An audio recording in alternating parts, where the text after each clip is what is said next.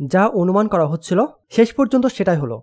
টানা ব্যর্থতায় আইসিসি টি-20 র্যাঙ্কিংয়ে এক ধাপ পিছিয়েছে বাংলাদেশ। সংযুক্ত আরব আমিরাতের কাছে সিরিজ হারের পর পাকিস্তানের বিপক্ষেও টানা 2 ম্যাচ হেরেছে লিটন বাহিনী। এতে সিরিজ শেষ হওয়ার 1 মাস আগেই নিশ্চিত হয়েছে পরাজয়। আর এর প্রভাব পড়েছে আইসিসি টি-20 র্যাঙ্কিংয়েও। নবম স্থানে থেকে এক ধাপ পিছিয়ে 10-এ নেমে গেছে বাংলাদেশ। চলতি সময়ে ব্যাটে বলে আত্মবিশ্বাসীন বাংলাদেশ ঘুরে দাঁড়ানোর পথ খুঁজছে। সামনে টি-20 বিশ্বকাপ, এমন সময় ফর্মহীনতা ও র্যাঙ্কিং অবনতি দলটির জন্য চিন্তার কারণ হয়ে দাঁড়িয়েছে।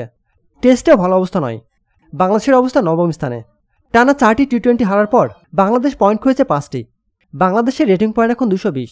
223 পয়েন্ট নিয়ে বাংলাদেশকে টপকে গেছে আফগানিস্তান। 202 পয়েন্ট নিয়ে বাংলাদেশের ঠিক পরেই আছে আয়ারল্যান্ড। টি-20 র্যাঙ্কের শীর্ষে বিশ্ব চ্যাম্পিয়ন ভারত, দলটির রেটিং 271। 262 রেটিং নিয়ে 2 অস্ট্রেলিয়া। এছাড়া শীর্ষে 5-এ আছে ইংল্যান্ড, নিউজিল্যান্ড, ওয়েস্ট ইন্ডিজ, 6-এ দক্ষিণ আফ্রিকা ও 7-এ শ্রীলঙ্কা। বাংলাদেশের বিপক্ষে সিরিজ জেতা পাকিস্তান আছে আগের মতোই 8 নম্বর অবস্থানে, তবে রেটিং পয়েন্ট বেড়েছে দলটির। পাকিস্তানের রেটিং পয়েন্ট 229। টি-20তে বাংলাদেশ সর্বোচ্চ র্যাঙ্কিং 4-এ উঠেছিল 2012 সালে। আয়ারল্যান্ডের বিপক্ষে সিরিজ জয়ের পর বাংলাদেশ ছাড়িয়ে গিয়েছিল পাকিস্তান, অস্ট্রেলিয়া, নিউজিল্যান্ড ও ভারতের মতো দলকে।